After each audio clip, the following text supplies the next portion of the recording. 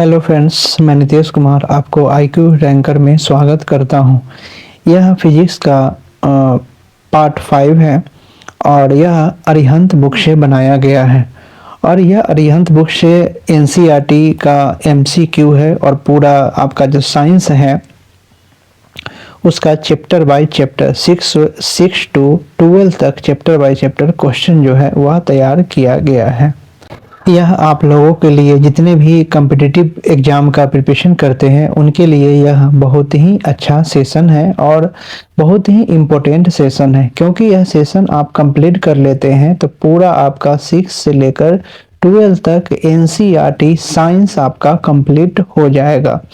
और यह chapter number 10 है, चुंबक एवं विद्युत चुंबकीय प्रेरण। इसके पहले का जो 9 चैप्टर है मैंने इससे पहले का जो पार्ट है उसमें सारा आपका कंप्लीट कर दिया है और फुल एक्सप्लेनेशन के साथ आप जाकर उस वीडियो को देख ले। चलिए चलते हैं इस चैप्टर के क्वेश्चंस पे।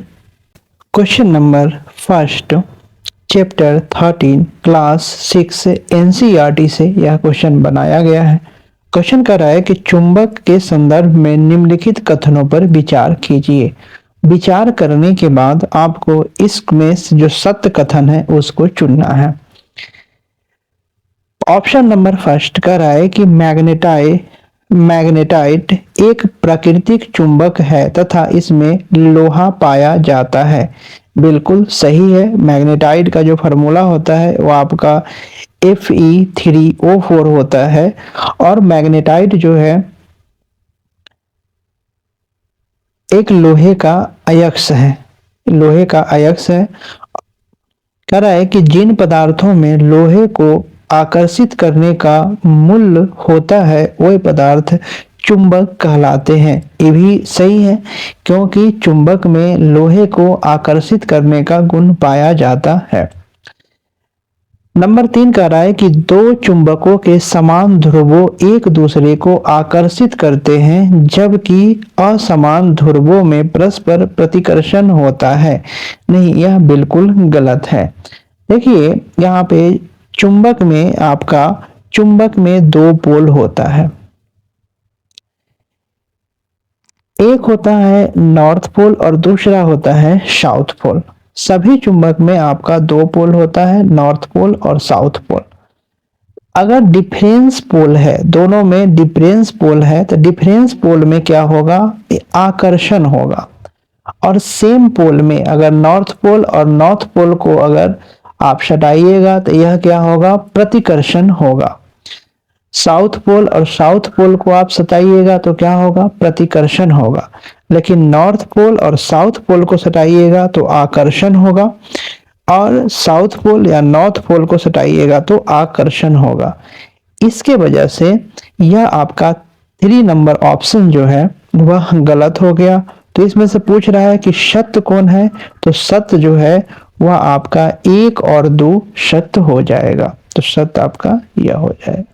इसकी व्याख्या को देखते हैं। कह रहा है कि प्रकृति में विद्यमान मैग्नेटाइट लोहे का अयस्क Fe3O4 नामक पत्थर में लोहे के छोटे छोटे टुकड़ों को अपनी ओर आकर्षित करने का गुण होता है।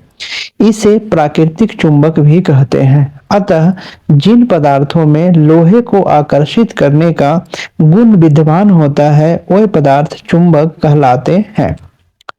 चुंबक के समान ध्रुव एक दूसरे को प्रतिकर्षित करते हैं। समान ध्रुव एक दूसरे को प्रतिकर्षित करते हैं और असमान ध्रुव जो होते हैं एक दूसरे को आकर्षित करते हैं, अट्रैक्ट करते हैं। Question number 2, chapter 5 class 12 NCERT से बनाया गया क्वेश्चन है। निम्नलिखित कथनों पर विचार कीजिए। विचार करने के बाद जो सही कथन है उसको चुनना है।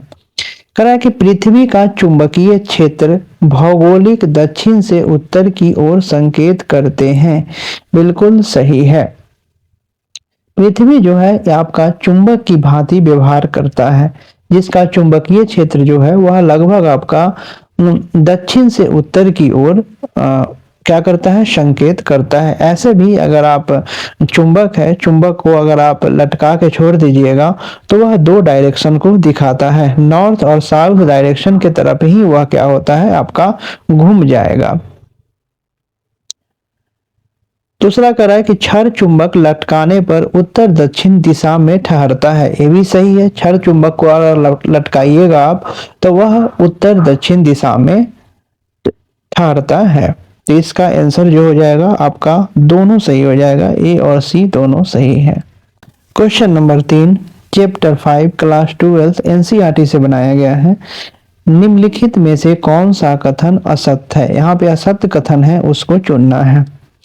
किसी चुंबक की चुंबकीय क्षेत्र रेखाएं सतत लूप बनाती है। बिल्कुल सही है, सतत लूप बनाती है। चुंबकीय क्षेत्र रेखाएं एक दूसरे को नहीं काटती है। यह भी सही है, नहीं काटती है। अधिक क्षेत्र रेखाओं की संख्या प्रबल चुंबकीय क्षेत्र प्रकट करती है। जितना आपका क्षेत्र रेखाएं होगा उतना चुंबक जो है वह प्रबल दिखाएगा कि उतना चुंबकत्व जो है उसमें ज्यादा है। चुंबकीय क्षेत्र रेखाएं दक्षिण ध्रुव से निकलती है तथा उत्तर ध्रुव में प्रवेश करती है। नहीं, यह जो है आपका असत्य है, क्योंकि चुंबकीय क्षेत्र रेखाएं की दिशा जो होता है चुंबक के बाहर होता है आपका उत्तरी ध्रुव से दक्षिण ध्रुव की ओर, जबकि चुंबक के भीतरी होता है, भीतर जो होता है वो आपका दक्षिण से उत्तर की ओर यह ध्रुव दिखाता है, इसलिए यह गलत हो गया। इसके व्याख्या को देखते हैं। कह रहा है कि चुंबक क्षेत्र रेखाओं की दिशा चुंबक के बाहर उत्तरी ध्रुव नॉर्थ पोल से दक्षिणी ध्रुव साउथ पोल की ओर होती है, जबकि चुंबक के भीतरी दक्षिणी ध्रुव साउथ पोल से उत्तरी ध्रुव नॉर्थ पोल की तरफ होती है। चुंबक की चुंबकीय क्षेत्र की रेखाएं सतत लूप बनाती है। दो चुंबकीय बल रेखाएं कभी भी एक दूसरे को नहीं काटती है, क्योंकि ऐसा होने पर कटान इंटरसेक्शन बिंदु पर खींची गया दो स्पर्श रेखाएं उस बिंदु पर चुंबकीय क्षेत्र की दो दिशाओं को प्रदर्शित करेगी, जो कि असंभव है। चुंबकीय क्षेत्र की रेखाओं की सघनता चुंबकीय क्षेत्र की प्रबलता का मापक है। क्वेश्चन नंबर 4 है चैप्टर 13 क्लास 6 एनसीईआरटी से बनाया गया है। इसमें चुंबक से संबंधित निम्नलिखित कथनों पर विचार कीजिए। विचार करने के बाद इसमें सत्य जो है वह आपको चुनना है। चुंबक को गर्म करने, चोट करने तथा ऊंचाई से गिराने पर चुंबक अपना चुंबकत्व खो देता है। बात सही है। अगर चुंबक को आप गर्म कीजिएगा, उसको पीटिएगा, उसको ऊंचाई से गिराइएगा तो उसमें का जो चुंबकत्व होता है, मैग्नेटिज्म होता है, वह खो जाता है। यह सही है। प्राचीन काल में यात्री कृत्रिम चुंबक का प्रयोग दिशा निर्धारण के लिए करते थे। नहीं, प्राचीन काल में जो कृत्रिम चुंबक नहीं, आपका प्राकृतिक चुंबक का उपयोग करते थे। कृत्रिम चुंबक केवल क्षर के आकार के बनाए जाते हैं। नहीं, कृत्रिम चुंबक जो होता है वह आपका किसी भी आकार के बनाया जा सकता है। क्षर चुंबक, नाल चुंबक, बेलनाकार, गोलीय चुंबक, यह सारे बनाया जा सकता है। सही कौन है? तो सही इसमें सिर्फ सी है। व्याख्या को देखते हैं। चुंबक को गर्म करने, चोट मारने या ऊंचाई से गिराने पर चुंबक का चुंबकत्व का गुण नष्ट हो जाता है। स्वतंत्र लटका हुआ चुंबक सदैव एक निश्चित दिशा में विराम में आ जाता है, जो उत्तर दक्षिण होती है। चुंबक का यह गुण हमारे लिए अत्यंत उपयोगी है। प्राचीन काल में यात्री एक प्राकृतिक चुंबक अपने साथ ले जाते थे, जिससे धागे में लटकाकर दिशा निर्धारित करते थे। इसके पश्चात लोहे के टुकड़े से चुंबक बनाने की विधि का आविष्कार हुआ। इन्हें कृत्रिम चुंबक कहते हैं। कृत्रिम चुंबक विभिन्न आकृतियों के बनाए जाते हैं। क्षर चुंबक, यहाँ पे होगा नाल चुंबक ऐसे होता है। उसके बाद बेलनाकार चुंबक, गोलीय चुंबक इत्यादि।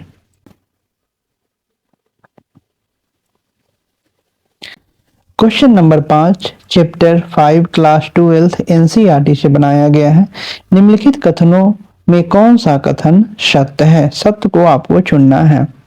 देशांतर वृत्त एवं पृथ्वी के घूर्णन अक्ष में से गुजरने वाला ऊर्ध्वाधर तल भौगोलिक यामोत्तर कहलाता है।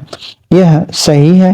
पृथ्वी के चुंबकीय क्षेत्र की दिशा तथा क्षैतिज दिशा के मध्य निर्मित कोण नीति कोण कहलाता है। यह भी सही है। किसी स्थान पर चुंबक यामोत्तर तथा भौगोलिक यामोत्तर के बीच बना न्यून कोण उस स्थान का दिक्पात कोण कहलाता है। उस स्थान का दिक्पात कोण कहलाता है। यहाँ तक सही है। इसका मान सभी स्थानों पर समान होता है। नहीं, यही गलत हो गया। इसका मान सभी स्थानों पर भिन्न भिन्न होता है। भिन्न भिन्न स्थानों पर भिन्न भिन्न होता है। उच्च अक्षांशों पर अधिक होता है एवं विषुवत रेखा के पास कम होता है, इसलिए यह गलत हो गया। ध्रुवों पर नीति कोण का मान 90 डिग्री होता है। यह बिल्कुल सही है। यह गलत है। तो इसमें से सत्य कौन है? तो 1, 2, 4 सत्य है। व्याख्या को देख लेते हैं। कह रहा है कि प्रतिचुंबकीय पदार्थ डाई मैग्नेटिक मटेरियल बाह्य प्रबल चुंबकीय क्षेत्र में रखने पर चुंबकीय क्षेत्र की विपरीत दिशा में अति छिन्न रूप से चुंबकित हो जाते हैं तथा किसी शक्तिशाली चुंबक के सिरों के पास लाए जाने पर मामूली से प्रतिकर्षित होते हैं। इन पदार्थों का यह गुण प्रतिचुंबकत्व कहलाता है। जैसे तांबा, चांदी, सोना, नमक, जल, हाइड्रोजन, नाइट्रोजन, हीरा, जस्ता, एंटीमनी, फास्फोरस, बिस्मिथ, क्वार्ट्ज इत्यादि। अनुचुंबकीय पदार्थ पारा मैग्नेटिक मटेरियल बाह्य चुंबकीय क्षेत्र में रखे जाने पर क्षेत्र की ही दिशा में छिन्न रूप से चुंबकित हो जाते हैं तथा किसी शक्तिशाली चुंबक के सिरों के बीच रखने पर कुछ आकर्षित होते हैं। पदार्थों के इस गुण को अनुचुंबकत्व कहते हैं। जैसे aluminium, calcium, manganese, platinum, chromium, titanium, tungsten, sodium, द्रव, ऑक्सीजन, कॉपर सल्फेट, वायु एवं लोहे तथा निकल के लवणों के घोल इत्यादि।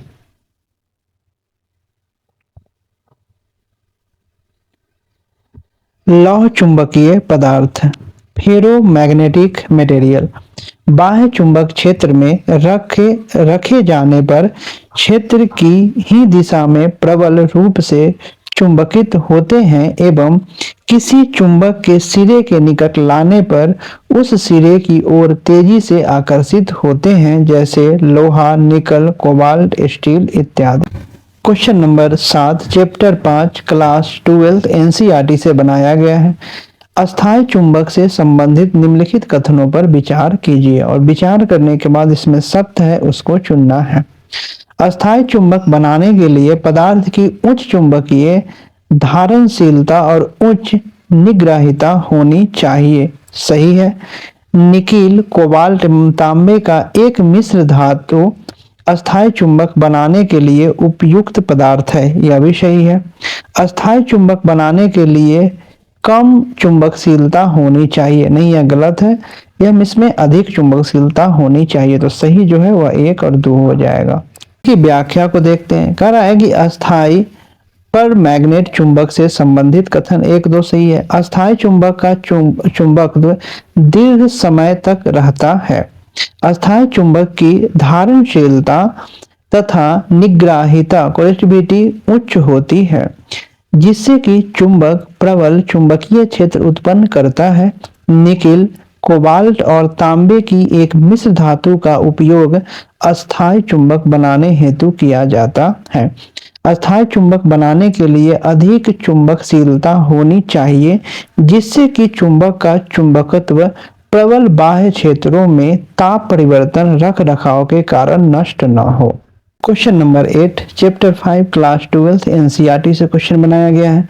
विद्युत चुंबक ऐसे पदार्थ हैं, इसमें से चुनना है कि कौन सा विद्युत चुंबक पदार्थ है जिनकी धारणशीलता बहुत कम होती है। बिल्कुल सही है। विद्युत चुंबक की जो धारणशीलता होती है वह कम होती है। जैसे ही उसमें विद्युत की प्रवाह को कम करेंगे या विद्युत प्रवाह होना बंद हो जाएगा, उसकी धारणशीलता खत्म हो जाएगी। जिसकी चुंबकशीलता बहुत कम होती है। नहीं, यह गलत है। विद्युत चुंबक की चुंबकशीलता बहुत ज्यादा होती है, इसीलिए इसको बड़े बड़े फैक्ट्री वगैरह में जो हैवी गुड्स होते हैं, सामान को उठाकर इधर से उधर रखने में किया जाता है। इसकी चुंबकशीलता बहुत ज्यादा होती है। ऑप्शन के अनुसार गलत हो गया। इनका उपयोग क्रेनों में, दूरभाष यंत्रों में, विद्युत घंटियों की ध्वनि विस्तारक इत्यादि में होता है। यह भी सही है।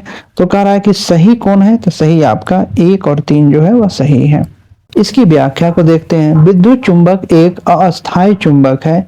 यह ऐसे लौह चुंबकीय पदार्थ के बने होते हैं जिनकी चुंबकशीलता बहुत अधिक एवं धारणशीलता बहुत कम होती है।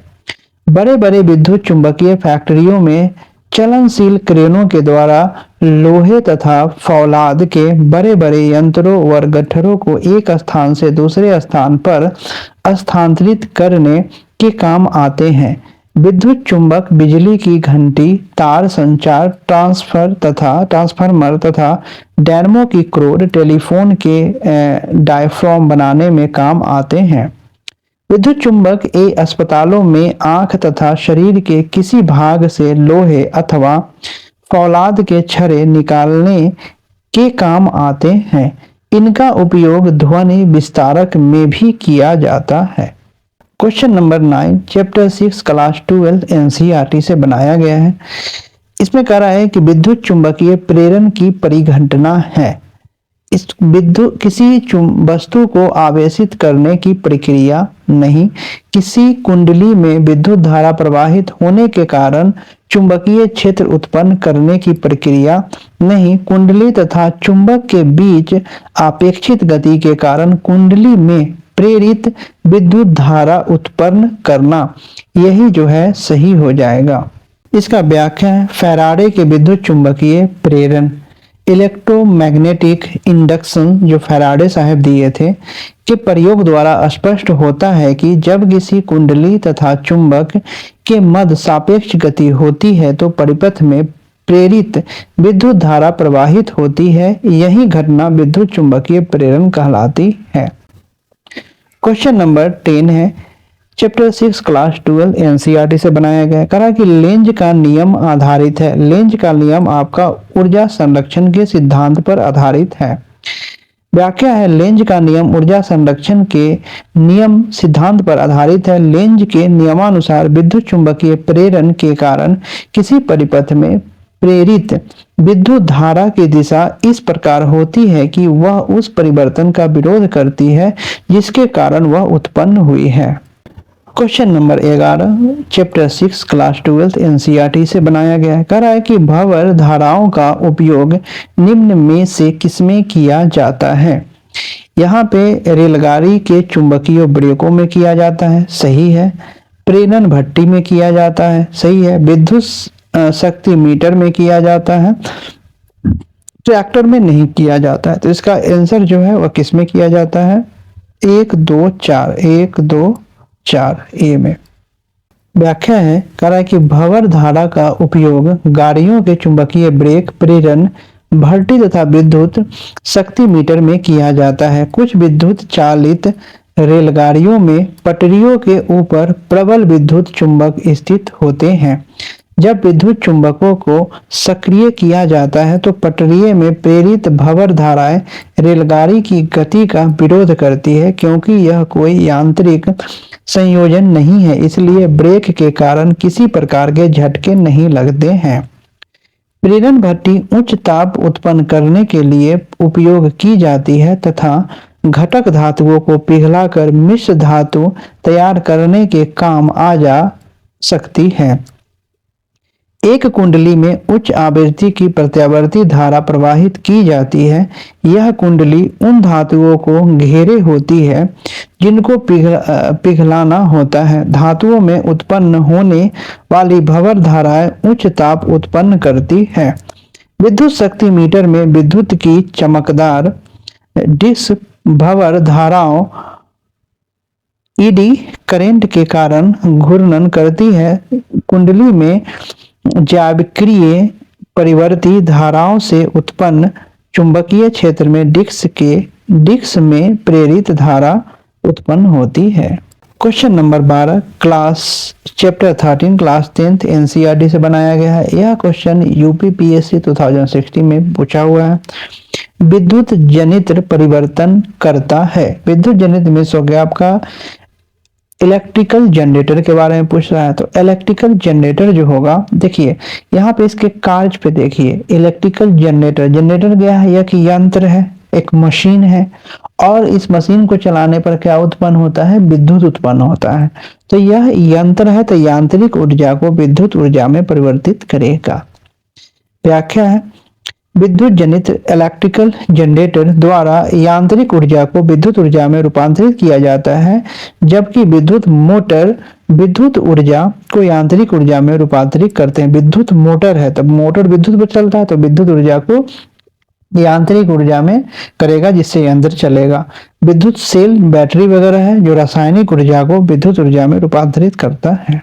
क्वेश्चन नंबर 13 है चैप्टर 13 क्लास 10 एनसीईआरटी एक्सरसाइज से यह क्वेश्चन बनाया गया है और सीजीपीएससी प्री 2018 में यह क्वेश्चन पूछा गया।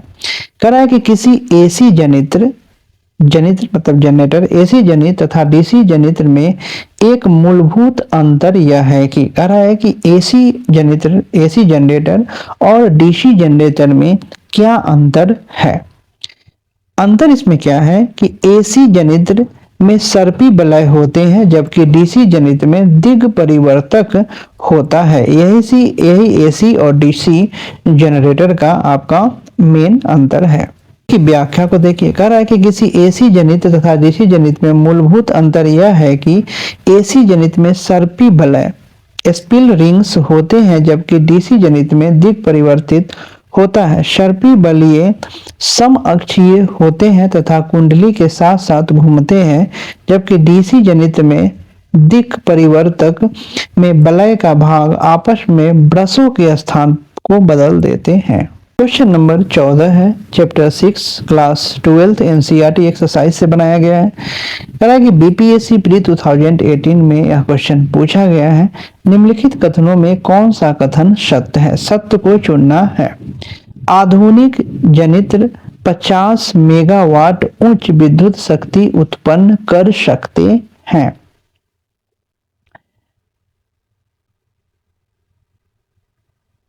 नहीं, यह गलत है। 50 नहीं, यहाँ पे 100 मेगावाट जो होता है वह उत्पन्न करते हैं, तो यह गलत हो गया।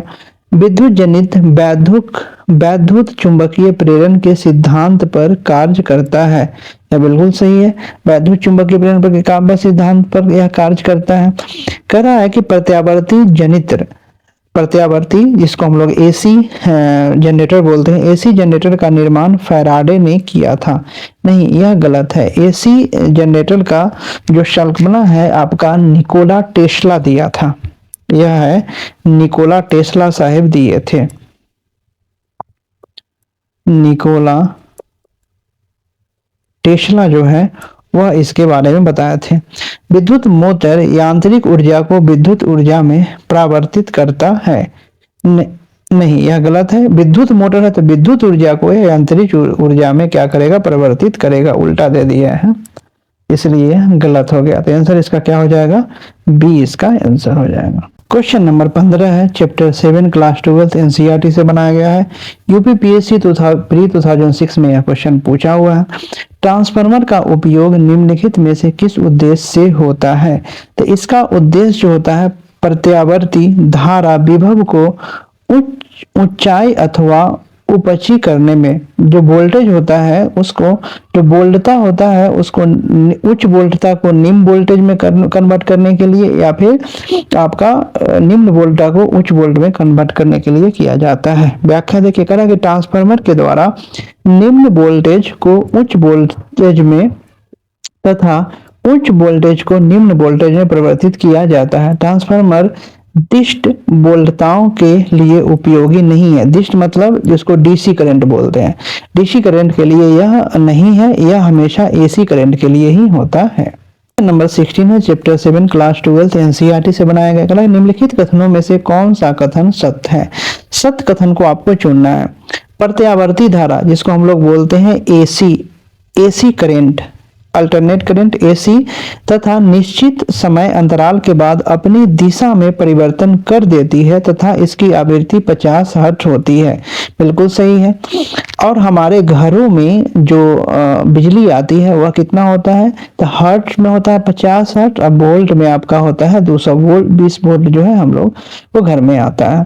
सुदूर स्थानों पर बिना ऊर्जा क्षय के विद्युत धारा को प्रत्यावर्ती धारा के रूप में प्रेषित किया जा सकता है। बिल्कुल सही है। बहुत दूर दूर तक इसको एक स्थान से दूसरे स्थान तक ले जाया जाता है बिना ऊर्जा क्षय के। दिष्ट धारा सदैव एक ही दिशा में प्रवाहित होती है। बिल्कुल सही है। दिष्ट धारा मतलब हो गया आपका डीसी, डायरेक्ट करंट जो होता है उसके बारे में, जो बैटरी वगैरह में होता है तो उसके बारे में कराते हैं। यह भी सही, तो इसमें तीनों जो है वह सही है। कि वह धारा जिसका मान तथा दिशा लगातार आवर्त रूप से परिवर्तित होते हैं प्रत्यावर्ती धारा एसी करंट कहलाता है। अल्टरनेट करंट कह रहा है कि इसकी आवृत्ति 50 हर्ट्ज होती है। सुदूर स्थानों पर बिना ऊर्जा क्षय के विद्युत धारा को प्रत्यावर्ती धारा के रूप में प्रेषित किया जा सकता है।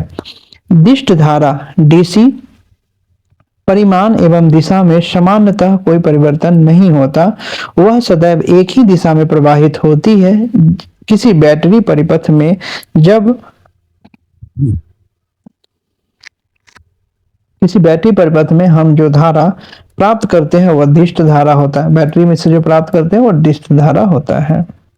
Question number 17 chapter 7 class 12 NCERT से बनाया गया है। ट्रांसफार्मर से संबंधित निम्नलिखित कथनों पर विचार कीजिए और विचार करके इसमें जो सत्य कथन है उसको आपको चुनना है ट्रांसफार्मर के बारे में। ट्रांसफार्मर अन्योप्रेषण के सिद्धांत पर कार्य करता है। बिल्कुल सही है।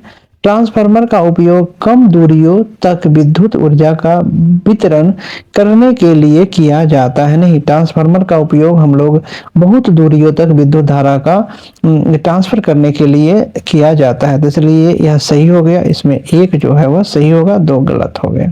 Question number 18 chapter 7 class 12 NCERT से बनाया गया है। ट्रांसफार्मर में निम्न में से किसके कारण ऊर्जा हानि नहीं होती है? तो आपका क्रोड का नर्म लोहे का बना होता है क्रोड, इसके वजह से ऊर्जा की हानि नहीं होती है। व्याख्या है, ट्रांसफार्मर में नर्म लोहे का उपयोग करके भंवर धाराओं से होने वाली हानि को कम किया जाता है, जबकि ट्रांसफार्मर में निम्नलिखित कारणों से अल्प मात्रा में ऊर्जा क्षय होता है। पहला है भंवर धाराएं, आपका शैथिल्य हानि, और थर्ड जो है कुंडलन का प्रतिरोध। व्याख्या देखते हैं। कह रहा है कि वह पदार्थ जो चुंबक से आकर्षित नहीं होते अचुंबकीय पदार्थ कहलाते हैं, जैसे मिट्टी, लकड़ी आदि।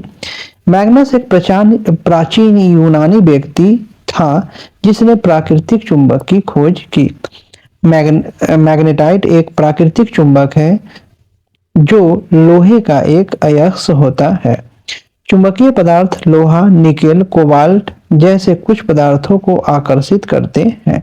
यह चैप्टर नंबर 11 है, प्रकाश, लाइट। इससे हम लोग क्वेश्चन को देखते हैं। Question number 1 chapter 10 class 10 NCERT से बनाया गया है। क्वेश्चन है, प्रकाश सरल रेखीय पथ पर चलता है। यदि उसके पथ में अपारदर्शी छोटी वस्तु रखी हो तो एक किनारे पर मुड़ जाती है। इस प्रभाव को क्या कहते हैं? तो इस प्रभाव को हम लोग क्या करते हैं? विवर्तन कहते हैं। देखिए, कोई प्रकाश अगर आ रहा है, प्रकाश आ रही है, अगर यहाँ पे कोना से अगर मुड़ गया तो उसको प्रकाश का विवर्तन कहेंगे, और प्रकाश आने के बाद यह लौट गया तो इसको प्रकाश का क्या कहेंगे? परावर्तन कहेंगे। तो यहाँ पे आंसर जो है वह बी हो जाएगा। व्याख्या कह रहा है कि जब प्रकाश की किरणें किसी पतले रेखा छिद्र अथवा तीक्ष्ण अवरोध पर पड़ती है तो वे रेखा छिद्र या अवरोध के किनारों पर आंशिक रूप से मुड़ जाती है। प्रकाश की किरणें के इस प्रकार आंशिक रूप से मुड़ने की घटना को प्रकाश का विवर्तन कहते हैं। Question number 2 chapter 11 class 6 NCERT से बनाया गया है। कह रहा है कि व्यक्ति वस्तु को तब देख पाता है जब, कब देखेगा, प्रकाश वस्तु पर पड़े और आंख की ओर आए। हम लोग देखते हैं कब, कोई भी ऑब्जेक्ट है, कोई भी ऑब्जेक्ट है तो ऑब्जेक्ट पे क्या पड़ता है, आपका लाइट जो है उस ऑब्जेक्ट पर पड़ा और उस ऑब्जेक्ट पे पड़ने के बाद लाइट हमारे आंखों पर आ जाता है, आंखों पर पड़ता है, तब हम लोग उस ऑब्जेक्ट का उस वस्तु का प्रतिबिंब हमारे आंखों पर बनता है तो उसको देख पाते हैं। व्याख्या है कि कोई भी व्यक्ति वस्तुओं को तब देख पाता है जब प्रकाश वस्तुओं पर पड़े और आंखें की ओर आए। प्रकाश ऊर्जा का एक रूप है जिसकी सहायता से हमें वस्तुएं दिखाई देती है। जब प्रकाश किसी वस्तु पर आपतित होती है, मीन्स पड़ती है, तो वह परावर्तित होकर, रिफ्लेक्ट होकर हमारी आंखों तक पहुंचता है, जिसके फलस्वरूप हमें वस्तु दिखाई देती है। क्वेश्चन नंबर 3 है चैप्टर 11 क्लास 6 एनसीईआरटी से बनाया गया है। निम्नलिखित में से कौन सा कथन सत्य है? पारभासी वस्तु अपने अंदर से प्रकाश को जाने देती है। नहीं, यह गलत है। पारदर्शी वस्तु अपने अंदर से प्रकाश को जाने देती है। बिल्कुल सही है। अपारदर्शी वस्तु अपने अंदर से प्रकाश को जाने देती है। गलती है। दीप्त वस्तु अपने अंदर से प्रकाश को जाने देती है। गलत है। सही कौन है? तो सही आपका 1 है। देखिए, पारदर्शी वस्तु जिससे होकर प्रकाश आर पार हो जाए, पारदर्शी कहलाता है। अपारदर्शी वस्तु जिससे होकर प्रकाश जो है वह आर पार नहीं हो, अपारदर्शी हो गया। और एक होता है पारभासी, जिससे प्रकाश जो है वह आपका कम पास हो, प्रकाश की कम मात्रा पास हो, उसको हम लोग आभासी प्रतिबिंब बोलते हैं, आभासी आपका वस्तु बोलते हैं। इसका आंसर बी हो जाएगा।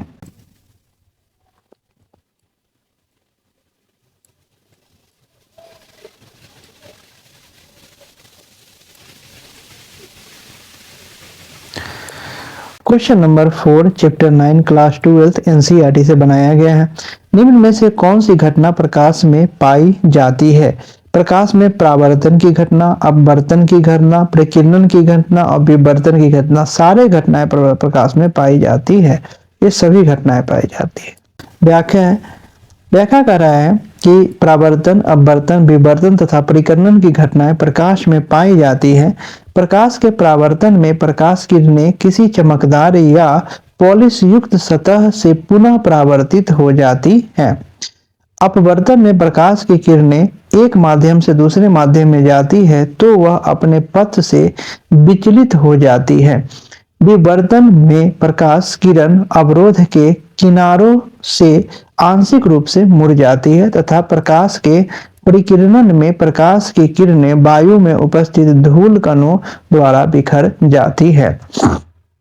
यह अपवर्तन की, परावर्तन की घटना समझ गए। प्रकाश जो है किसी चमकदार या पॉलिशदार सतह से अगर वह टकराकर वापस लौट जाती है, प्रकाश का परावर्तन कहते हैं। अपवर्तन मीन्स प्रकाश अगर एक माध्यम से दूसरे माध्यम में जाती है तो अपने पथ से विचलित हो जाती है। देखिए, माध्यम 2 तरह का माध्यम होता है। एक आपका होता है सघन माध्यम, सघन माध्यम जिसको डेंस मीडियम बोलते हैं, और एक होता है विरल माध्यम।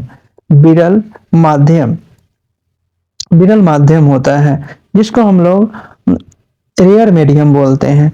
अब जब प्रकाश है आपका डेंस से, अब देखिए क्या होता है कि डेंस मीडियम क्या हो गया, डेंस मीडियम मान लीजिए कि पानी हो गया, आपका डेंस मीडियम हो गया, और वाटर जो हो गया सो, और हवा जो हो गया वो आपका एयर जो हो गया वो आपका विरल मीडियम हो गया।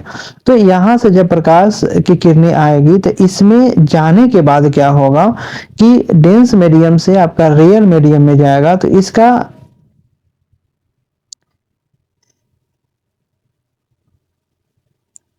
ये अपने पथ पर क्या हो जाएगा, विचलित हो जाएगा। मतलब यह अभिलंब है तो अभिलंब से यह दूर भागेगा।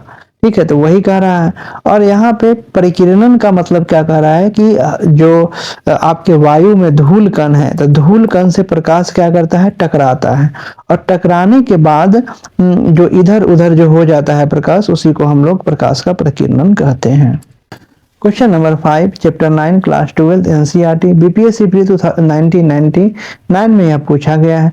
प्रकाश का शून्यावकाश में वेग, शून्यावकाश को वैकम बोलते हैं, निर्वात। शून्यावकाश को हम क्या बोलते हैं, निर्वात, या आपको वैकम बोलिए। तो प्रकाश का वैकम में वेग 3 × 10⁸ मीटर पर सेकेंड होता है। Question number 6 chapter 11 class 6 NCERT से बनाया गया है। निम्नलिखित कथनों में से असत्य कथन को आपको चयन करना है। किसमें से असत्य कथन कौन है? प्रकाश एक सरल रेखा में गमन करती है। बिल्कुल सही है, प्रकाश जो है स्ट्रेट लाइन में गमन करती है। छाया देखने के लिए प्रकाश स्रोत तथा प्रकाश के पथ में किसी अपारदर्शी वस्तुओं का होना जरूरी है, आवश्यकता है। अगर अपारदर्शी वस्तु रहेगा, उसी पर आपका प्रकाश की किरण पड़ेगा तो वह छाया बनाएगा, जो प्रतिबिंब जो है वह बनेगा। सूची छिद्र कैमरे द्वारा खगोलीय पिंडों को देखा जा सकता है, नहीं, यह गलत है। पेड़ पौधे इमारतों को देखा जाता है।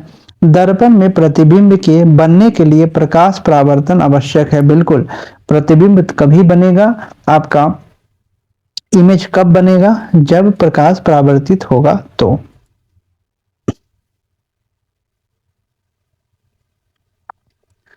क्वेश्चन नंबर 7 है चैप्टर 15 क्लास 7 एनसीईआरटी से बनाया गया है। निम्नलिखित कथनों पर विचार कीजिए। विचार करने के बाद सत्य जो है उसको चुनना है। समतल दर्पण द्वारा बना प्रतिबिंब आभासी, सीधा तथा बिंब के समान दिखाई देता है। बिल्कुल, समतल दर्पण द्वारा जो बना प्रतिबिंब होता है वो आपका वस्तु के समान, जितना जितना बड़ा वस्तु रहेगा उतना ही बड़ा प्रतिबिंब बनेगा। प्रतिबिंब आपका आभासी होगा, इमेजिनरी होगा, सीधा इरेक्ट होगा, ठीक है, बिंब के समान होगा, में इमेज के समान होगा उसका। सेकंड कह रहा है कि समतल दर्पण द्वारा बने प्रतिबिंब में बिंब बाम भाग मीन्स लेफ्ट, लेफ्ट पार्ट कह रहा है, बाम भाग प्रतिबिंब के बाम भाग की भांति दिखाई देती है तथा बिंब का दक्षिण भाग प्रतिबिंब के दक्षिण भाग, नहीं, गलत है।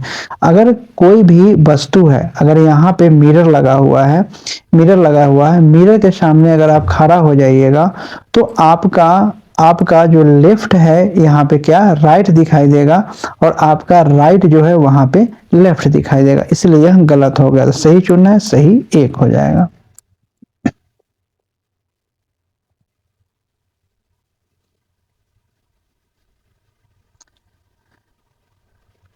क्वेश्चन नंबर 8 है चैप्टर 10 क्लास 10 एनसीईआरटी से बनाया गया है। परावर्तन के नियमानुसार निम्नलिखित कथनों पर विचार कीजिए। विचार करके सत्य जो है वह आपको चुनना है। आपतन कोण परावर्तन कोण के भिन्न होता है, नहीं, यह गलत है। आपतन कोण जो होता है वह आपका परावर्तन कोण के बराबर होता है। आपतित किरण दर्पण के आपतन बिंदु पर अभिलंब तथा परावर्तित किरण सभी एक तल में होते हैं। बिल्कुल सही है। जो परावर्तन का नियम है वह नियम कहता है आपतित किरण, परावर्तित किरण एवं आपतन बिंदु पर डाले गए अभिलंब तीनों एक ही समतल में हुए और आपतन कोण और परावर्तन कोण जो है वो एक दूसरे के बराबर होता है। जैसे कि देखिए, यह आपका हो गया आपतित किरण, इंसिडेंट रे, यह हो गया आपका परावर्तित किरण, रिफ्लेक्टेड रे, और यहाँ पे मान लीजिए कि एक आप अपने मन से अभिलंब डाल दिए, ठीक है। तो यह तीनों जो हो आपका कहाँ पे हो, एक ही तल में हो, एक ही समतल में हो। यह आपका परावर्तन का पहला नियम कहता है। दूसरा नियम क्या कहता है कि यहाँ जो कोण बना, यहाँ एंगल बना और यहाँ जो एंगल बना वह आपका आपतन किरण की वजह से एंगल बना और यहाँ एंगल बना परावर्तन किरण से एंगल बना। इसको अगर I मान लीजिए, इसको R मान लीजिए, तो यहाँ पे angle I equal to angle R होता है। यह परावर्तन का 2 नियम होता है। तो इसके अकॉर्डिंग सही कह रहा है, तो सही जो है वह केवल आपका 2 हो जाएगा।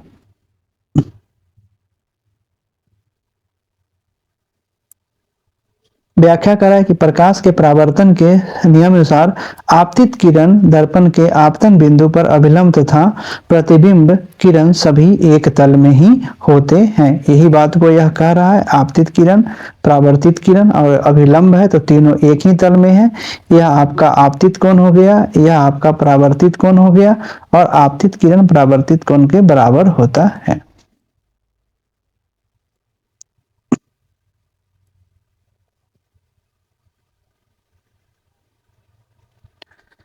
क्वेश्चन नंबर 9 है, चैप्टर 16 क्लास 8 एनसीईआरटी से बनाया गया है। निम्नलिखित कथनों में कौन सा कथन असत्य है? असत्य कथन को चुनना है। जब प्रकाश की समांतर किरणें खुरदुरे पृष्ठ से परावर्तित होने के पश्चात समानांतर नहीं होती तब इसे विसरित परावर्तन कहते हैं। यह तो सही है। चिकने पृष्ठ से प्रकाश के परावर्तन होने की घटना नियमित परावर्तन कहलाती है। यह भी सही है। विसरित परावर्तन में परावर्तनों के नियम का सफलतापूर्वक पालन नहीं होता है। यह गलत है। देखिए, परावर्तन क्या होता है कि किसी भी पृष्ठ से अगर प्रकाश की किरणें टकराती है तो टकराने के बाद उसी एंगल में क्या होती है, वह लौट जाती है। यहाँ पे कह रहा है कि जहाँ पे विचरण है, मान लीजिए कि यही खुरदुरा पार्ट है, यहाँ पे खुरदुरा पार्ट है, तो खुरदुरा पार्ट पर टकराने के बाद कह रहा है कि यह जो है उसी एंगल में जो आपका प्रकाश का परावर्तन का नियम है, वह खुरदुरा पार्ट में टकराने पर यह पालन नहीं करेगा नियम। ऐसा नहीं है, वह भी नियम पालन करता है। नियमित परावर्तन में परावर्तनों के नियम का पालन होता है। बिल्कुल सही है। इसमें असत्य कौन है? तो सी जो है वो असत्य है।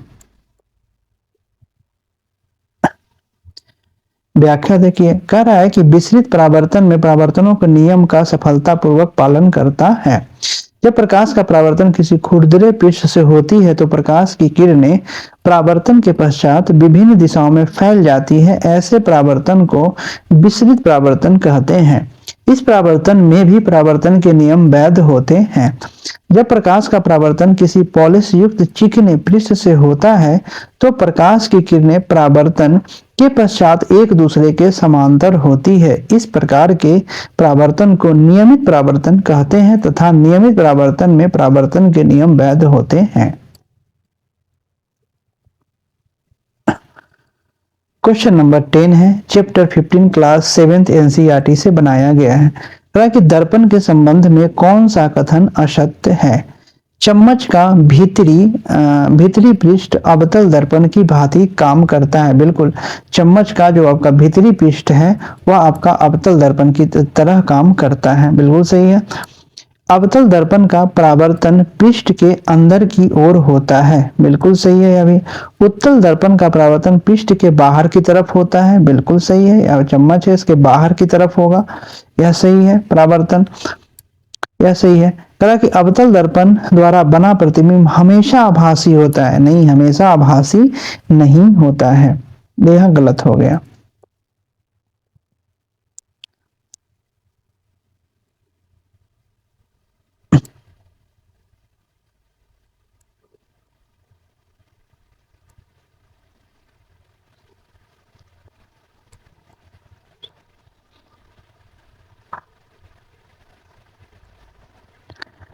Question number 11 chapter 15 class 7 NCERT से है।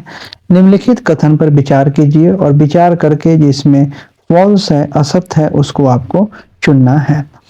कह रहा है कि उत्तल दर्पण अधिक क्षेत्र के दृष्टि का प्रतिबिंब बना सकते हैं। बिल्कुल सही है।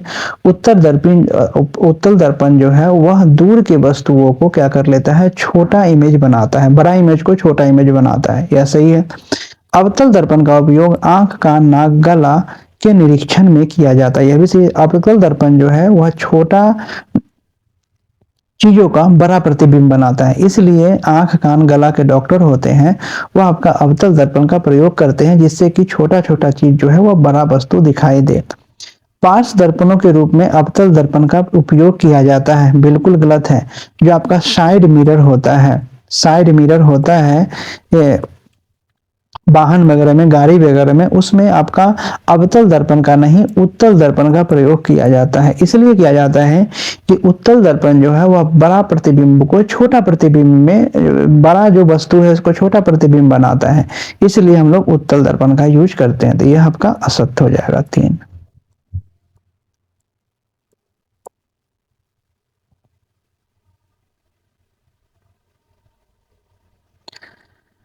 Question number 12 chapter 10 class 10 NCERT BPSC pre 1999 में यह क्वेश्चन पूछा गया है।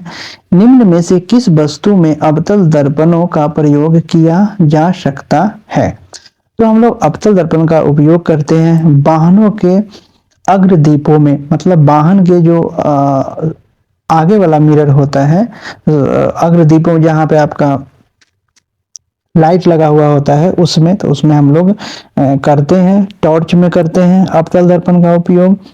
उसके बाद आपका शेविंग दर्पण में करते हैं क्योंकि इमेज जो है वह बड़ा बना के दिखाता है दाढ़ी का, यह भी सही है। उसके बाद आपका सौर भट्टियों में करते हैं, इसमें भी करते हैं। खगोलीय दूरदर्शी में हम लोग इसका उपयोग नहीं करते हैं। इसका आंसर जो है वह सी हो जाएगा।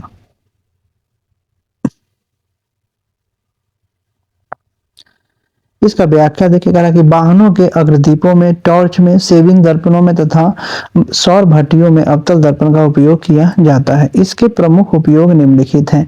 किसके? अवतल दर्पण के। बड़ी फोकस दूरी तथा बड़े द्वारक के अवतल दर्पण का उपयोग दाढ़ी शेविंग बनाने में किया जाता है। सौर भट्टियों में सूर्य के प्रकाश को केंद्रित करने के लिए बड़े अवतल दर्पणों का प्रयोग किया जाता है। अवतल दर्पणों का उपयोग सामान्यतः टॉर्च, सर्च लाइट तथा वाहनों के अग्रदीप हेडलाइट में प्रकाश का शक्तिशाली समांतर किरणपुंज प्राप्त करने के लिए किया जाता है। इसके अतिरिक्त खगोलीय दूरदर्शी में बड़े द्वारक का उत्तल दर्पण का प्रयोग किया जाता है।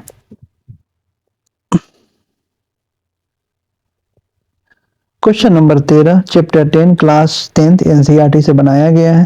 कह रहा है कि एक पारदर्शी माध्यम से दूसरे पारदर्शी माध्यम में प्रवेश करने पर प्रकाश की चाल में परिवर्तन प्रकाश के किस गुण को प्रदर्शित करता है? तो यह प्रकाश के अपवर्तन को प्रदर्शित करता है। प्रकाश का अपवर्तन क्या होता है कि एक माध्यम से दूसरे माध्यम में अगर प्रकाश जाता है तो उसके चाल में अंतर हो जाता है। व्याख्या करें कि एक पारदर्शी माध्यम से दूसरे पारदर्शी माध्यम में प्रवेश करने पर प्रकाश की चाल में परिवर्तन प्रकाश के अपवर्तन के गुण को प्रदर्शित करता है। प्रकाश के अपवर्तन का कारण प्रकाश की चाल का विभिन्न माध्यमों में भिन्न भिन्न होना होता है। अभी बताए हैं कि दो माध्यम होता है, एक आपका सरल माध्यम होता है, एक विरल माध्यम होता है। तो यह विरल माध्यम मान लीजिए यह वाटर है, विरल माध्यम है, और यह आपका हवा है, वाटर है आपका सघन माध्यम है, और यह हवा है आपका विरल माध्यम है। तो कहा जाता है कि मान लीजिए यह अभिलंब है, यह अभिलंब भेज दिए, तो प्रकाश जो है सघन माध्यम से अगर विरल माध्यम में जाता है तो यह अभिलंब से दूर भागता है। अभिलंब अगर यहाँ है तो इसको यहाँ आना चाहिए, लेकिन यह इसको आना चाहिए यहाँ, लेकिन यह दूर भागेगा। और अगर प्रकाश विरल माध्यम से सघन माध्यम में जाता है तो प्रकाश विरल माध्यम से सघन माध्यम में जाता है। जैसे कि प्रकाश ऐसे जा रहा है तो इसको जाना चाहिए था कैसे? ऐसे जाना चाहिए था, लेकिन यह जो है ऐसे ना जाके अभिलंब के पास यह मुड़ जाएगा। तो यह भी बताता है कि प्रकाश जब सघन माध्यम से विरल माध्यम में जाता है तो वह अभिलंब से दूर भागता है, अभिलंब से इधर चला जाएगा, और विरल माध्यम से सघन माध्यम में जाएगा तो अभिलंब के पास आता है। Question number 14 chapter 10 class 10th NCERT से बनाया गया है। निम्न में से कौन सा घटना या घटनाएं प्रकाश के अपवर्तन को प्रदर्शित करते हैं? आंशिक रूप से डूबी पेंसिल का मुड़ा होना, यह सही है। पानी से भरी हुई टंकी की तली ऊपर की ओर दिखाई देना, यह भी सही है। प्रकाश का एक माध्यम से दूसरे माध्यम में जाने पर अपना मार्ग विचलित कर देना, या सारे जो है वह प्रकाश के अपवर्तन को दिखा देता है। आपका एग्जाम्पल में ये भी होगा कि कोई सिक्का जो है वह पानी में रखा गया है और सिक्का जो है ऊपर दिखाई देता है, तो यह भी प्रकाश के अपवर्तन के कारण है।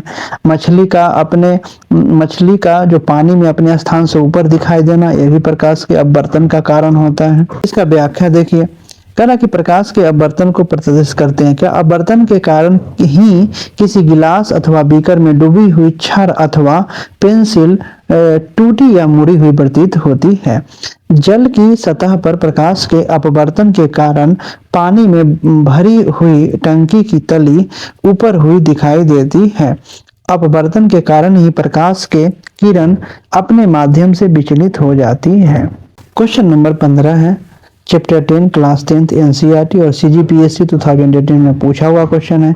जब प्रकाश की किरण सघन माध्यम से विरल माध्यम में गमन करती है, अभी जस्ट बताए हैं, जब सघन माध्यम से विरल माध्यम में जाती है तो तो वह अपने अभिलंब से दूर चली जाती है। इसकी चाल बढ़ जाती है तथा यह अभिलंब से दूर हट जाती है।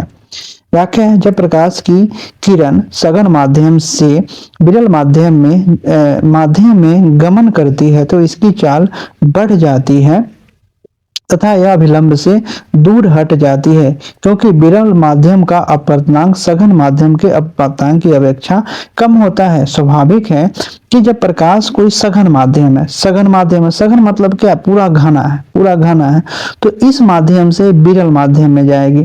विरल मतलब कि आपका हवा है, निर्वात है या इससे कम घना है, तो क्या होगा, यहाँ पे अभिलंब मान लीजिए तो प्रकाश ऐसे जाना चाहिए, इसको ऐसे जाना चाहिए।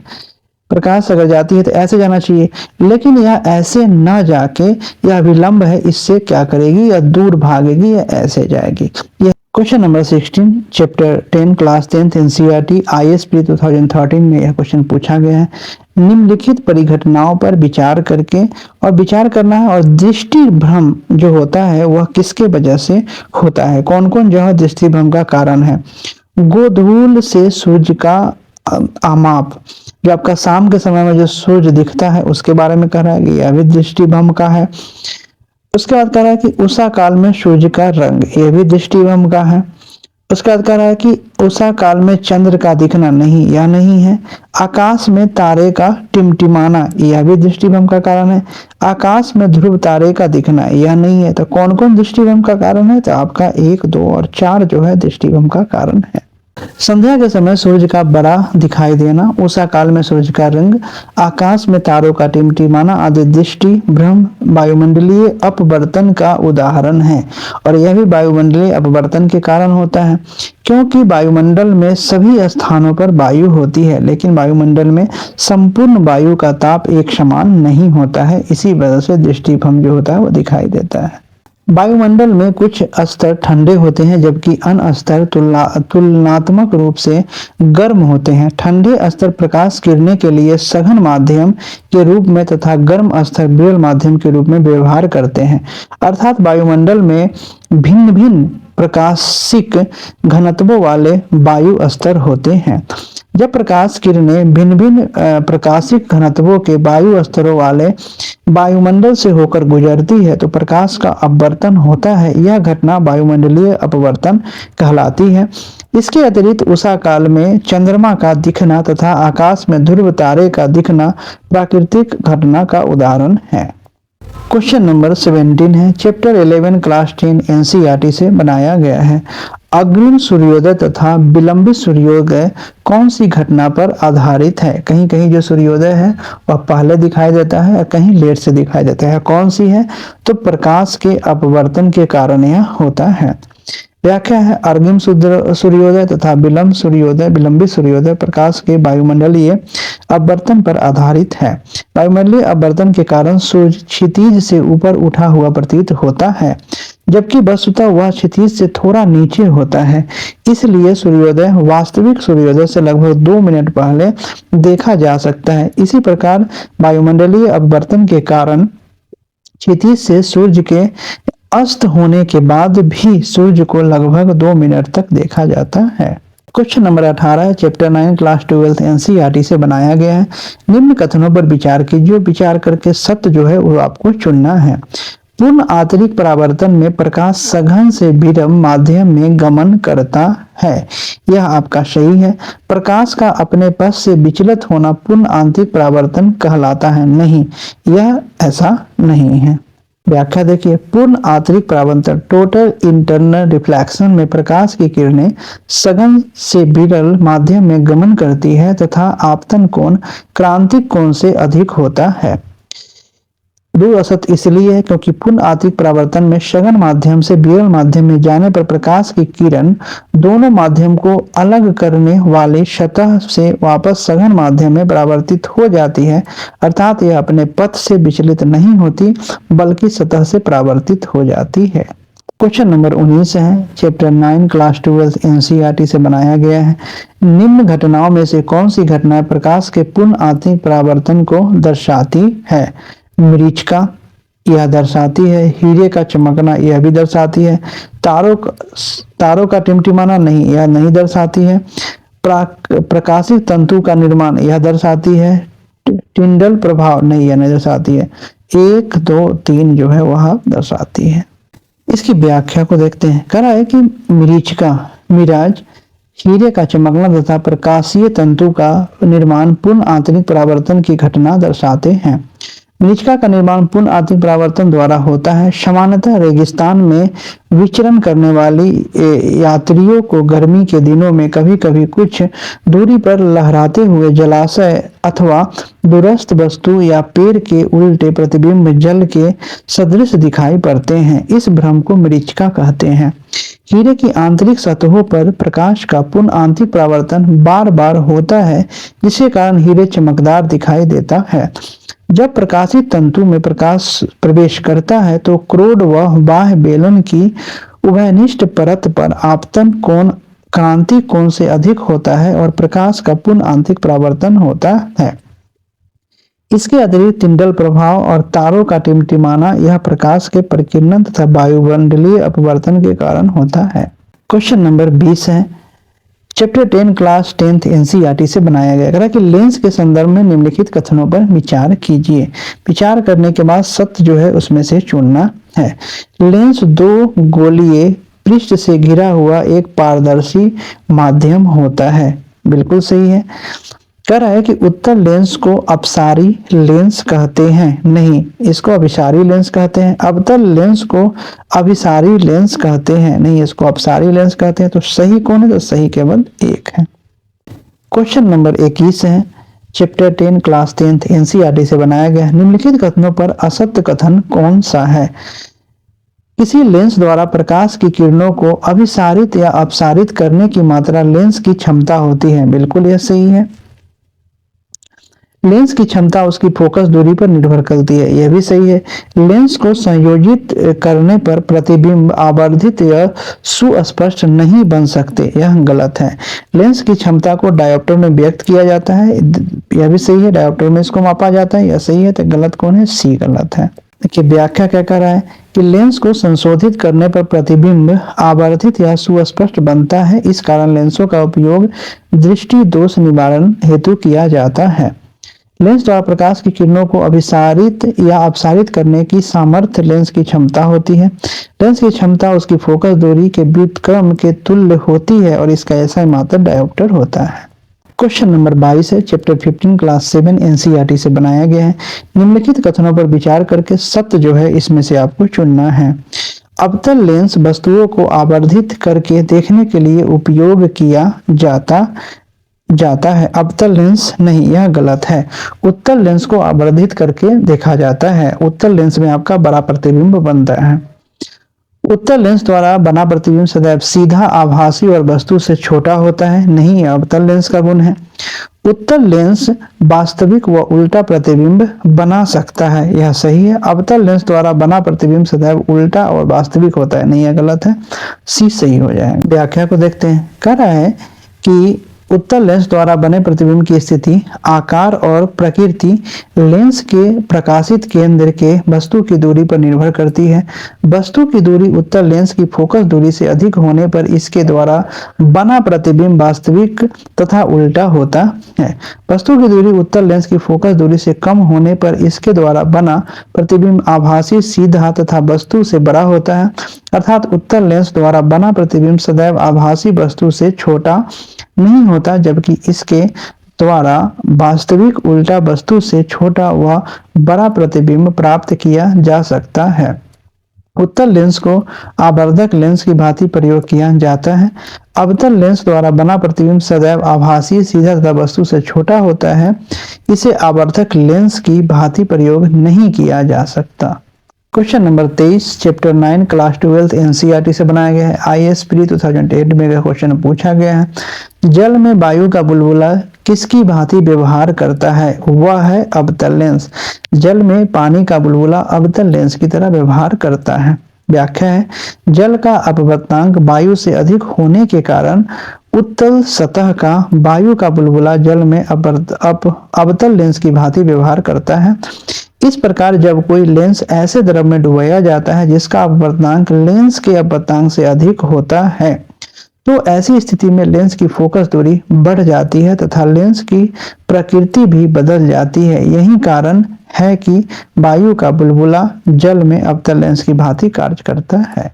क्वेश्चन नंबर 24 है, chapter 10 class 10th NCERT BPSC pre 2000 में पूछा गया है।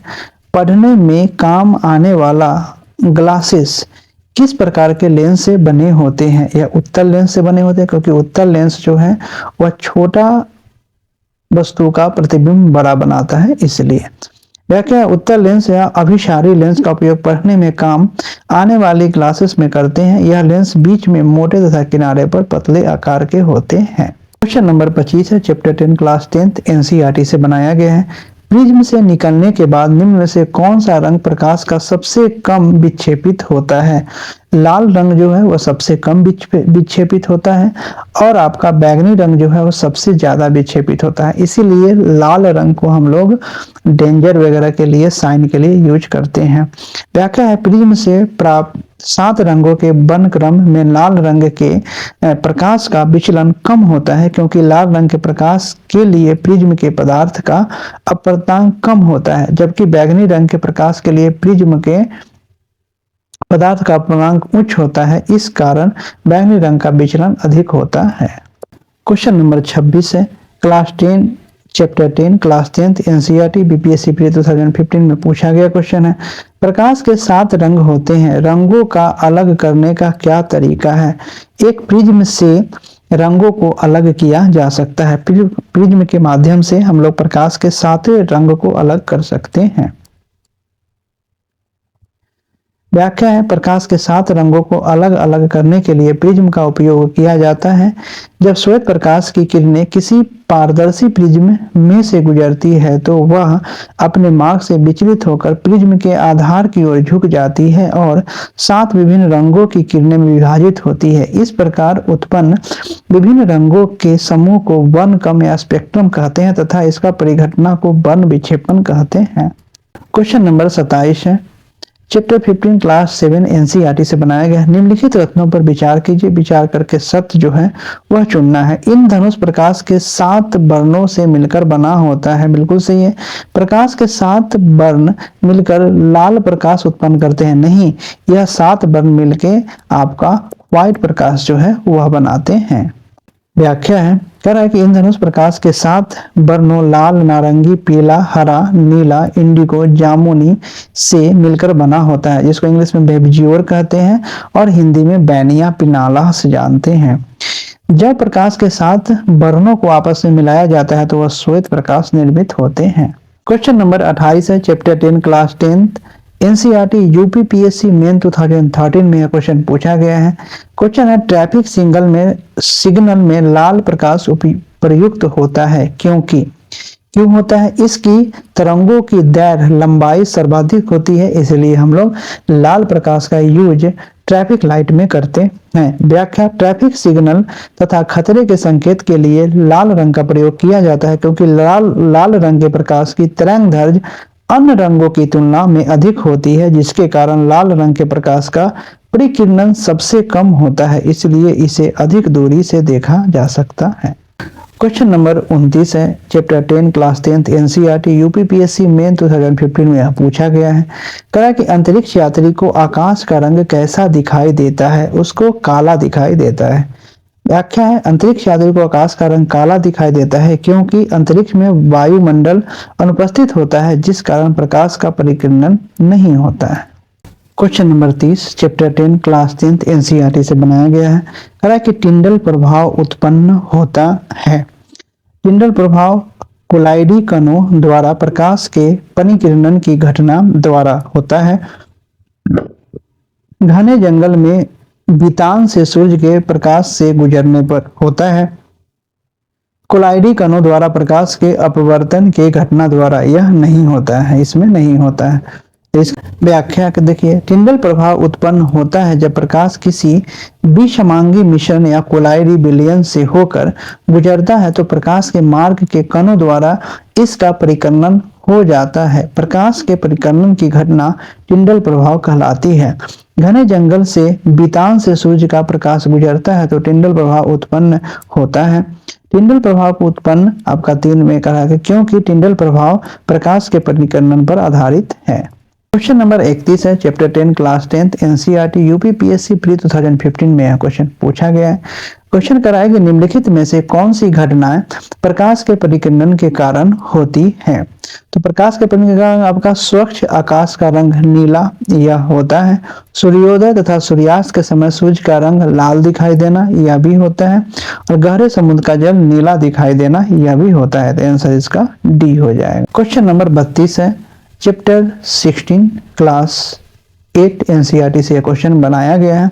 निम्न में से कौन सा कथन परितारिका से संबंधित नहीं है। पूछ रहा है कि कौन सा नहीं है। परितारिका नेत्र में प्रवेश करने वाला प्रकाश की मात्रा को नियंत्रित करता है, यह तो है होता है। परितारिका नेत्र को विशिष्ट रंग प्रदान करता है, इससे भी होता है। परितारिका पुतली के साइजों को नियंत्रित करता है, सही है। परितारिका नेत्र के आंतरिक भागों की दुर्घटनाओं से बचाव करती है, यह नहीं, तो इसका आंसर डी हो जाए। व्याख्या देख लीजिए।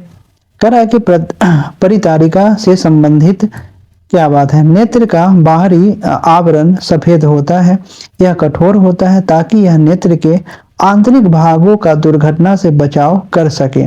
अन्य कथन परितारिका से संबंधित है। कॉर्निया के पीछे एक रंगीन अपारदर्शी झिल्ली का पर्दा होता है जिसे आइरिस कहते हैं। यह कैमरे के डायफ्राम की भांति कार्य करता है। आंख का रंग आइरिस के रंग पर निर्भर करता है, इसे परितारिका भी कहते हैं। यह नेत्र में प्रवेश करने वाले प्रकाश की मात्रा को नियंत्रित करती है। परितारिका पुतली की साइज को नियंत्रित करती है। क्वेश्चन नंबर 33 है, चैप्टर 16 क्लास 8 एनसीईआरटी से बनाया गया क्वेश्चन है। रेटिना के संदर्भ में निम्नलिखित कथनों पर विचार कीजिए। विचार करके असत्य है वह आपको चुनना है। रेटिना अनेक तंत्रिका कोशिकाओं का बना होता है, यह सही है। नेत्र द्वारा प्रतिबिंब रेटिना पर बनता है, यह सही है। रेटिना पर बने प्रतिबिंब का प्रभाव वस्तु को हटा लेने पर तुरंत समाप्त हो जाता है, नहीं, ऐसा यह नहीं है। अंध बिंदु दृक तंत्रिका तथा रेटिना की संधि पर बनता है, यह सही है। तो इसका आंसर सी हो जाएगा। क्वेश्चन नंबर 34 है, क्लास 16 चैप्टर 16 क्लास 8 एनसीईआरटी से बनाया गया। निम्नलिखित कथनों पर विचार कीजिए। विचार करके सत्य जो है उसमें से चुनना है आपको। समान नेत्र द्वारा पढ़ने के लिए सुविधाजनक न्यूनतम दूरी 25 सेंटीमीटर होती है। 25 सेंटीमीटर दूर अगर आप किताब को रख के पढ़ते हैं तो वह सुविधाजनक होगा। उससे आप नजदीक कर रहे हैं तो आपको देखने में कठिनाई होती है। समान नेत्र दूरी रखी वस्तु के साथ साथ निकट की वस्तुओं को देख सकता है, सही है। मोतियाबिंद नेत्र रोग को ठीक नहीं किया जा सकता है, गलत है या ठीक होता है। कह रहा है कि वस्तुओं को स्पष्ट देखने के लिए न्यूनतम दूरी आयु बढ़ने के साथ भी परिवर्तित नहीं होती, यह गलत है। तो इसमें सत्य कौन है? सत्य 1 और 2 सत्य है। क्वेश्चन नंबर 35 है, चैप्टर 10 क्लास 10 एनसीईआरटी से बनाया गया है। कह रहा है कि मानव नेत्र में दृक तंत्रिका का कार्य क्या है। तो इसका कार्य है विद्युत सिग्नलों का मस्तिष्क तक पहुंचाना, यही कार्य है।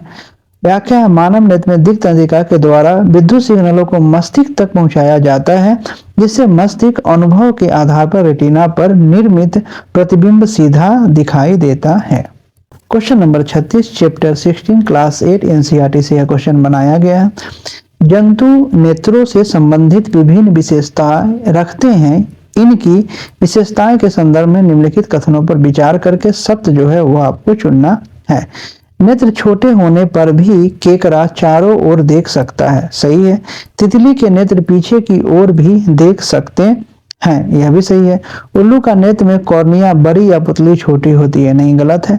पक्षियों के नेत्र में शंकु अधिक तथा शालकाएं कम होती है, यह गलत है। इसका आंसर सी हो जाएगा। Question number 37 chapter 16 class 8 NCERT से बनाया गया है। ब्रेल पद्धति से संबंधित निम्नलिखित कथनों पर विचार करके इसमें आपका जो सत्य है वह चुनना है।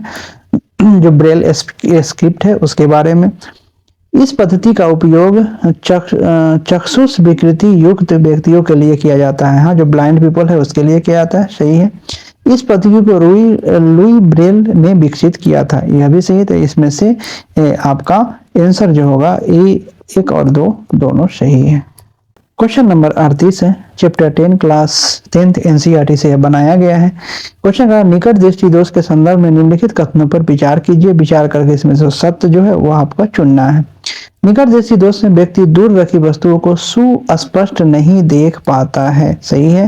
निकट दृष्टि दोष में वस्तु का प्रतिबिंब रेटिना पर न बनकर इसके सामने बनता है, सही है। अवतल लेंस द्वारा निकट दृष्टि दोष को संशोधित किया जाता है, यह भी सही, तो इसका आंसर डी हो जाएगा। Question number 39 chapter 10 class 10th NCERT से यह बनाया गया है। दूरदृष्टि दोष वाले व्यक्ति के संदर्भ में नीचे दिए गए कथनों पर विचार करें। विचार करके इसमें सत्य जो है वो आपको चुनना है।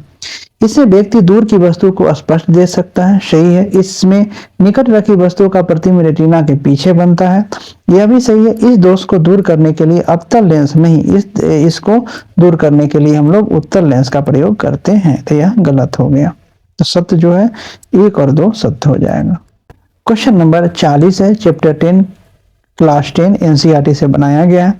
कह रहा है कि पक्षाम्भी पेशियों के धीरे धीरे दुर्बल होने के कारण तथा क्रिस्टलीय लेंस के लचीलेपन में कमी आने के कारण उत्पन्न नेत्र दोष क्या कहलाता है? तो यह आपका जरा दूर दृष्टि दोष कहलाता है। Question number 41 class 10 chapter 10 NCERT से बनाया गया है। क्वेश्चन, नेत्र दान में नेत्र के किस भाग को प्रत्यारोपण किया जाता है? नेत्र दान में हम लोग नेत्र को किस भाग को दान करते हैं? तो कॉर्निया को हम लोग दान करते हैं। नेत्र दान में नेत्र के कॉर्निया का प्रत्यारोपण किया जाता है। प्रकाश कॉर्निया से होकर नेत्र में प्रवेश करता है तथा प्रकाश किरणों का अधिकांश अपवर्तन कॉर्निया के बाहरी पृष्ठ पर होता है। Question number 42 chapter 9 class 12 NCERT से बनाया गया है कि निम्नलिखित कथनों पर विचार कीजिए। विचार करके सत्य जो है इसमें से चुनना है। सरल सूक्ष्मदर्शी कम फोकस दूरी का एक अभिसारी लेंस होता है, सही है। संयुक्त सूक्ष्मदर्शी में अभिदृश्यक लेंस वस्तु का वास्तविक उल्टा आवर्धिक प्रतिबिंब बनाता है, यह भी सही है। दूरदर्शी में अवतल लेंस का प्रयोग किया जाता है, नहीं, यह गलत है। तो सही जो है 1 और 2 सही हो जाएगा। Question number 43 chapter 10 class 10th NCERT UPSC main 2013 में पूछा गया है। कह रहा है कि खगोलीय दूरदर्शी से बना प्रतिबिंब होता है, काल्पनिक और बड़ा होता है। व्याख्या है, खगोलीय दूरदर्शी में बड़ा प्रतिबिंब काल्पनिक तथा बड़ा होता है। यह एक ऐसा प्रकाशिक यंत्र है जिसके द्वारा बहुत अधिक दूरी पर स्थित वस्तु के प्रतिबिंब का आंख पर बड़ा दर्शन कोण बनाया जाता है, जिसके वह वस्तु आंख को बड़ी दिखाई देती है। Question number 44 chapter 10 class 12 NCERT से बनाया गया। निम्नलिखित कथनों पर विचार करके सत्य जो है उसमें से आपको चुनना है। प्रकाश तरंगों की प्रकृति अनुदैर्ध्य होती है, अनुप्रस्थ होती है, सही है। अनुदैर्ध्य जो है वह ध्वनि तरंग की प्रकृति होती है, यह सही है। साबुन के बुलबुले का रंगीन दिखाई देना प्रकाश के व्यक्तिकरण की घटना है, बिल्कुल सही है। ध्वनि तरंगे प्रकाश तरंगों की तुलना में अधिक विवर्ती होती है, यह भी सही। तो इसका आंसर 1 और 2 3 सभी सही हो जाएगा। क्वेश्चन नंबर 45 है, चैप्टर 10 क्लास 12 एनसीईआरटी से बनाया गया है। कह रहा है कि पोलेराइडो का उपयोग किया जा सकता है। तो धूप के चश्मों में करते हैं हम लोग इसका उपयोग, फोटोग्राफी कैमरों में करते हैं इसका उपयोग, और त्रिआयामी चलचित्रों कैमरों में, मतलब 3 डायमेंशंस में करते हैं। तो इसका आंसर ए हो जाएगा। इसी के साथ दोस्तों यह सेशन आपका समाप्त हुआ, और आपसे अनुरोध है कि आप इस चैनल को सब्सक्राइब करें, शेयर करें जितना हो सके, और मैं नेक्स्ट वीडियो जल्द ही लेकर आऊँगा। जय हिंद, जय भारत।